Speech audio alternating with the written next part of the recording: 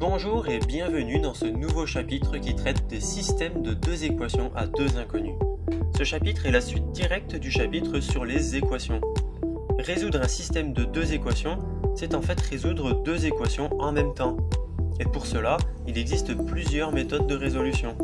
Ce sont toutes ces méthodes que l'on va découvrir dans ce chapitre sur les systèmes d'équations.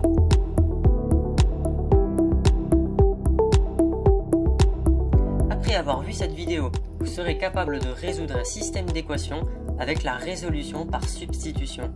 Et vous serez également capable de résoudre un système d'équations par combinaison.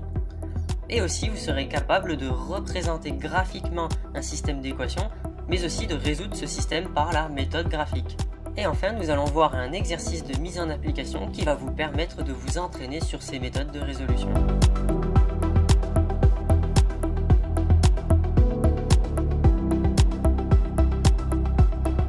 Commençons par la méthode de résolution par substitution.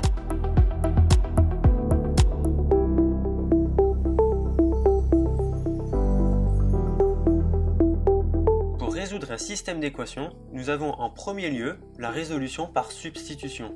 Et bien pour utiliser cette méthode de substitution, nous avons une petite recette de cuisine qui va nous permettre de résoudre étape par étape n'importe quel système d'équations. Première étape, on choisit l'équation la plus simple pour exprimer une variable en fonction de l'autre.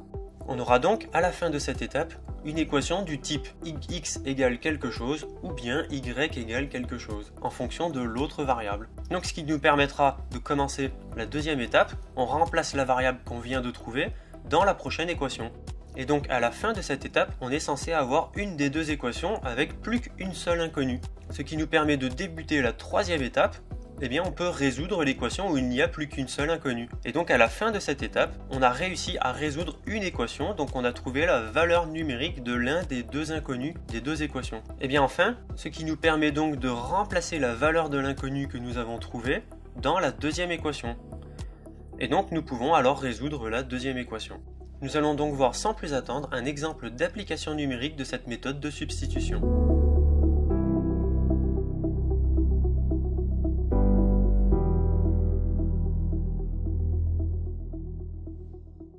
Résoudre par substitution le système suivant.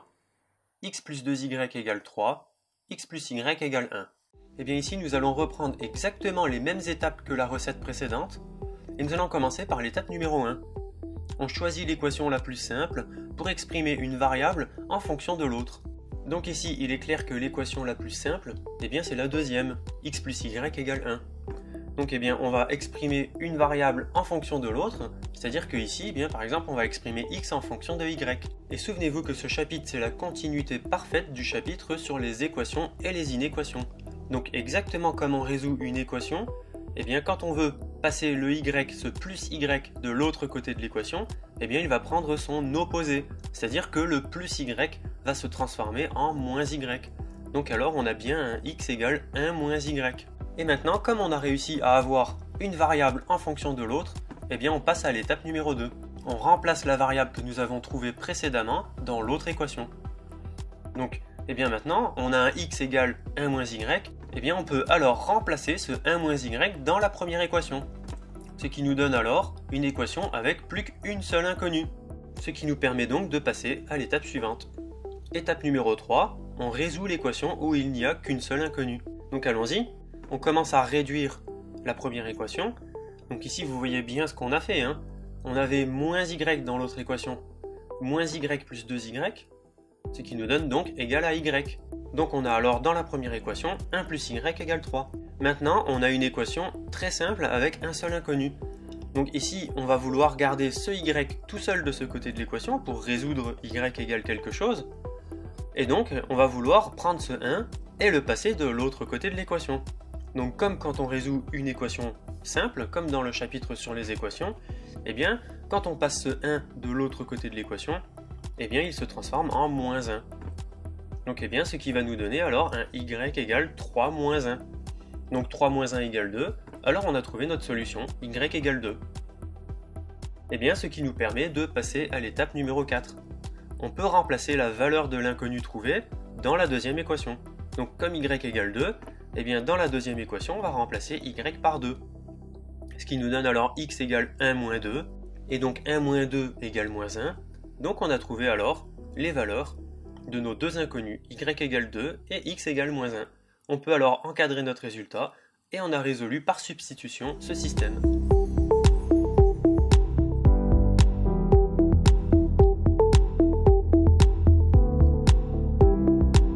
Passons maintenant à la résolution par combinaison.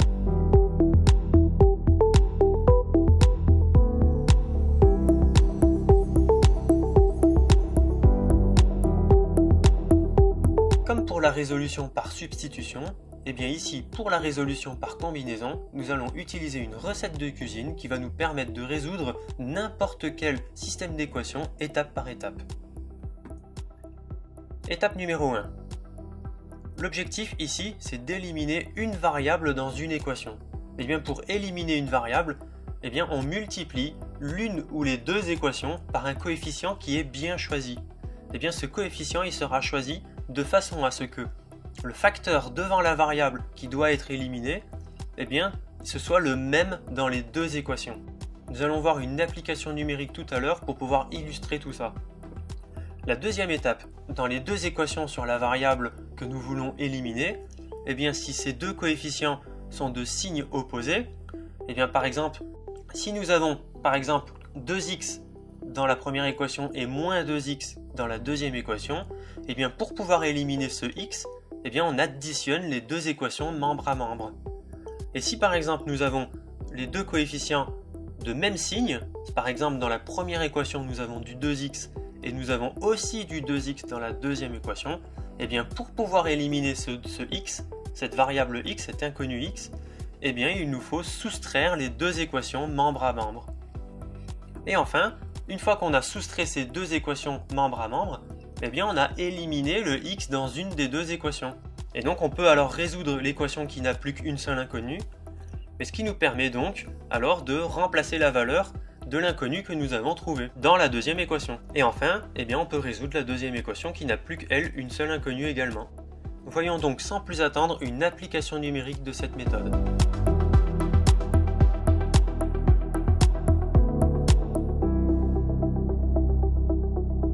Résoudre par combinaison le système suivant.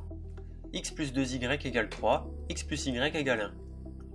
Mais en réalité, c'était exactement le même système d'équation que précédemment, donc on connaît déjà la valeur des deux inconnus, et ce qui va nous permettre de vérifier si nous avons juste.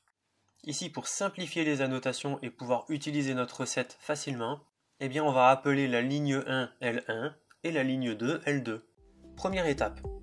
On élimine une variable en multipliant l'une des deux équations ou bien les deux équations par un coefficient judicieusement choisi, de façon à ce que le facteur devant la variable que l'on veut éliminer soit la même dans les deux équations.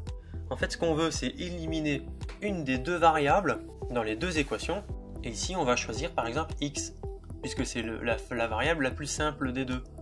Et on va vouloir éliminer x dans l'une des deux équations. Et donc on va multiplier les deux équations par un coefficient qui va être bien choisi pour pouvoir avoir le même coefficient dans les deux équations. Donc on reprend les deux équations et ici on va multiplier par un coefficient judicieusement choisi. Et bien ici en réalité le coefficient c'est 1. On va multiplier L1 par 1 et on va multiplier L2 par 1 aussi. Et en fait du coup on va rien faire puisqu'on voit que devant les x, on a tous les deux les mêmes coefficients déjà. On a un coefficient 1 qui ne se voit pas dans la première équation et un coefficient 1 aussi dans la deuxième équation. Donc comme on a déjà le même coefficient dans les deux équations, on n'a rien à faire. Donc la première étape, on pourrait très bien la passer sans rien faire. Et ici, y, on n'a pas envie de les supprimer ici. Donc on voit bien que les deux coefficients sont différents, on a un 2 et un 1. Mais ça c'est pas grave puisque nous ce qu'on veut éliminer c'est x. Nous pouvons donc passer à la deuxième étape. Deuxième étape, si les deux coefficients sont de signes opposés, donc par exemple pour les x, si on veut éliminer x, qu'on a 2x dans la première équation et moins 2x dans la deuxième, alors on additionne membre à membre les deux équations. C'est pas notre cas puisque ici on a le même coefficient et ne sont pas de signes opposés. Donc ici, on va regarder la deuxième sentence, et la deuxième sentence nous dit si les deux coefficients sont de même signe, par exemple dans la première équation 2x et dans la deuxième 2x, eh bien on soustrait les deux équations membre à membre. C'est exactement notre cas. On a x dans une équation et x dans l'autre, et ils sont tous les deux de même signe. Donc ici on va devoir soustraire membre à membre les deux équations. Et bien c'est ce qu'on va faire. On recopie d'abord ces deux équations et on laisse de la place pour écrire quelque chose. Donc eh bien ici on va le transformer en L1 moins L2, et puis L2 on va le laisser comme ça. Donc eh bien comment on fait? Eh bien on soustrait membre à membre, c'est-à-dire le membre de gauche de L1, on le soustrait au membre de gauche de L2, c'est-à-dire qu'on va avoir alors x plus 2y moins x plus y. On a soustrait les deux membres de gauche. Et puis le membre de droite, eh bien on va avoir 3 moins L2, donc 3 moins 1. Et voilà, donc on a réussi à soustraire L1 moins L2. Et maintenant on voit que nous avons une parenthèse avec un moins. Et souvenez-vous, dans le chapitre sur les équations et les inéquations, comment on retire une parenthèse avec un moins? Eh bien on retire la parenthèse avec son moins, et puis les termes qui étaient à l'intérieur de la parenthèse vont se transformer en leur opposé. C'est-à-dire que le x va se transformer en moins x, et le plus y va se transformer en moins y. Donc maintenant on a réussi à soustraire les deux équations membre à membre, on a retiré la parenthèse avec son moins, et maintenant on va pouvoir passer à l'étape numéro 3.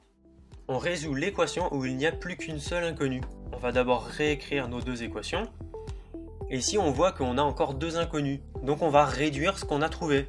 Ici on voit que x moins x, eh bien ça fait 0. Et puis on a aussi 2y moins y, eh bien ça fait égal à y. Et dans le membre de droite, on a 3 moins 1, eh bien c'est égal à 2. Donc eh bien si on simplifie tout ça, eh bien on trouve donc directement y égale 2. On a trouvé en un claquement de doigts la valeur de l'inconnu y. Et maintenant on n'a plus qu'à résoudre exactement comme précédemment, comme si nous étions par substitution. Et bien comme on a trouvé la valeur numérique de y, eh bien on va passer à l'étape numéro 4, on remplace la valeur de l'inconnu que nous avons trouvé dans la deuxième équation. Donc on sait que y égale 2, eh bien on remplace y par 2 dans la deuxième équation. Et bien ce qui nous donne donc une équation à une seule inconnue, et donc on peut passer à l'étape numéro 5, ce qui va nous permettre de résoudre cette dernière équation. Donc le plus 2, eh bien on va vouloir le supprimer, puisqu'on veut seulement un x égale quelque chose, et on ne va pas le supprimer. On va faire comme dans le chapitre sur les équations et les inéquations, on va prendre ce plus 2, et on va le passer de l'autre côté de l'équation. Et si on le passe de l'autre côté de l'équation, eh bien ce plus 2 va prendre son signe opposé, c'est-à-dire moins 2.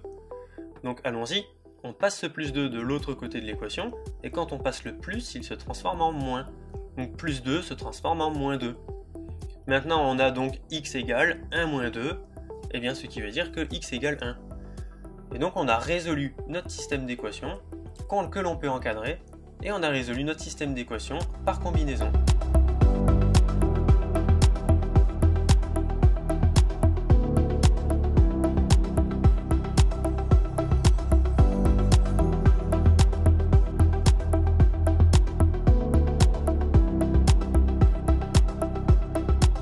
Découvrons dès maintenant la méthode de représentation graphique.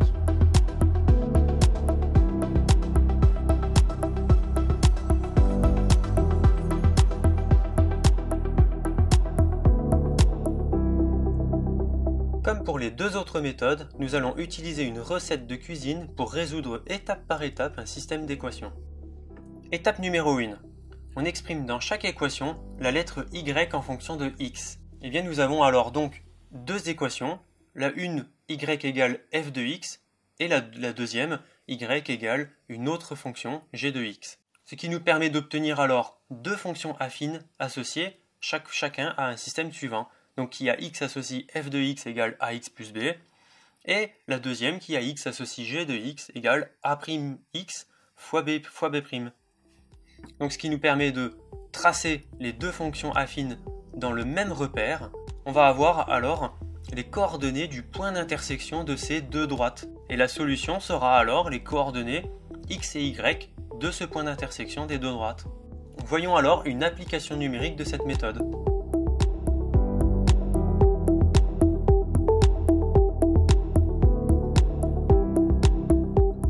Graphiquement le système suivant. Alors ici, on a encore le même système que précédemment, ce qui va nous permettre de vérifier une troisième fois les valeurs trouvées de nos deux inconnus. Première étape, on exprime dans chaque équation la lettre y en fonction de x, ce qui va nous donner donc un y égale une fonction et un y égale une autre fonction dans la deuxième ligne. On exprime donc directement y en fonction de x dans les deux équations. Rappelez-vous la méthode de résolution d'une équation. C'est exactement la même que pour exprimer y en fonction de x. On va rappeler ici très rapidement la méthode pour exprimer y en fonction de x dans la première équation. Et bien ici on va avoir un x que l'on va vouloir passer de l'autre côté de l'équation puisqu'on veut isoler y. Et ce x, eh bien, il va prendre son opposé mathématique lorsqu'il passe de l'autre côté de l'équation. Et bien il va se transformer alors en moins x. Donc alors on passe ce x de l'autre côté et il se transforme en moins x. Bien maintenant, eh bien, ce qu'on veut, puisqu'on veut isoler ce y tout seul de l'autre côté de l'équation, eh bien on va passer le 2 de l'autre côté de l'équation. Et ce 2 qui est multiplié par y, attention, c'est une multiplication, eh bien ce 2 multiplié par quelque chose, eh bien il va se transformer en divisé par 2. Il va prendre son opposé, le multiplication va se transformer en division. Donc allons-y, on passe le 2 de l'autre côté et il se transforme en divisé par 2. Et ici, attention, il divise toute l'équation. Donc, ce qui nous permet alors, donc dans l'étape numéro 1, on voit bien que si on sépare en deux cette fraction, eh bien on a alors un y qui est égal à 3 demi moins 1 demi de x. Et pour la deuxième équation, c'est très simple. On a juste à passer le x de l'autre côté de l'équation, et puis eh bien donc, il va prendre son opposé mathématique, c'est-à-dire le x va se transformer en moins x. Donc on va avoir un y égale 1 moins x. Ce qui nous permet de passer à l'étape numéro 2. On obtient alors deux fonctions affines qui est associée donc au système, qui a x associe f de x égale ax plus b, et aussi une fonction g de x dans la deuxième équation. Donc ici c'est très facile, on a juste à constater que la première équation est égale à f de x, et la deuxième équation est égale à g de x. On a donc deux équations qui sont du type ax plus b, donc, dont a est le coefficient directeur d'une droite et b l'ordonnée à l'origine. Ce qui nous permet alors donc de passer à la troisième étape, on trace ces deux fonctions affines dans le même repère. Et bien c'est parti, on les trace dans le même repère, et on a donc deux fonctions affines, donc deux droites, dans le même repère. Donc ici je vais rappeler très brièvement à l'oral la manière dont on s'y prend pour tracer une fonction affine dans un repère. Et si vous souhaitez aller plus loin sur le traçage d'une fonction affine et d'une fonction linéaire dans un repère, eh bien je vous invite à consulter le chapitre sur les fonctions affines et linéaires de mon programme d'entraînement. Ici nous voyons que pour la fonction f de x, eh bien on a un coefficient directeur de moins 1 demi et une ordonnée à l'origine de 3 demi. Donc ici l'ordonnée à l'origine, on sait que 3 demi c'est égal à 1,5. Eh bien on voit bien que pour la droite bleue, eh bien elle coupe bien l'ordonnée, donc l'axe des ordonnées, avec le point 1,5. Et pour la fonction g de x, on voit qu'on a un coefficient directeur de moins 1 et une ordonnée à l'origine de plus 1. Et donc comme l'ordonnée à l'origine est égale à 1, on voit bien que la droite verte, qui est la droite liée à la fonction g de x, eh bien elle coupe l'axe des ordonnées par le point 1. Donc ces deux droites, eh bien elles se coupent en un point que l'on va pouvoir appeler i. On aurait pu l'appeler autrement, mais ici on l'appelle i. Et ici je rappelle bien que pour pouvoir avoir les coordonnées de ce point, eh bien x c'est bien l'axe des abscisses et que y c'est l'axe des ordonnées. C'est important de le rappeler. Et donc on peut avoir donc les coordonnées très facilement, puisque le point i il passe par l'ordonnée moins 1 en abscisse pour les x et 2 en ordonnée pour les y. Ce qui nous permet de passer directement à la dernière étape. On a un point i de coordonnées moins 1, 2, et les coordonnées de ce point i nous permettent de trouver en un claquement de doigts les valeurs numériques des deux inconnus de ce système d'équations. Et nous pouvons encadrer notre résultat, et nous avons résolu ce système d'équations par la méthode graphique.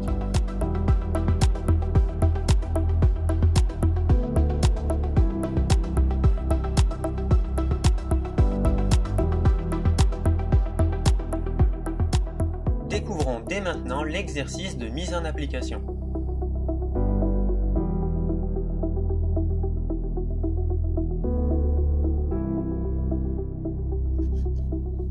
Voici le système d'équations suivant. 5x moins 3y égale moins 1, 3x plus y égale 5. Question numéro 1. Résoudre par combinaison le système. Question numéro 2. Résoudre graphiquement le système.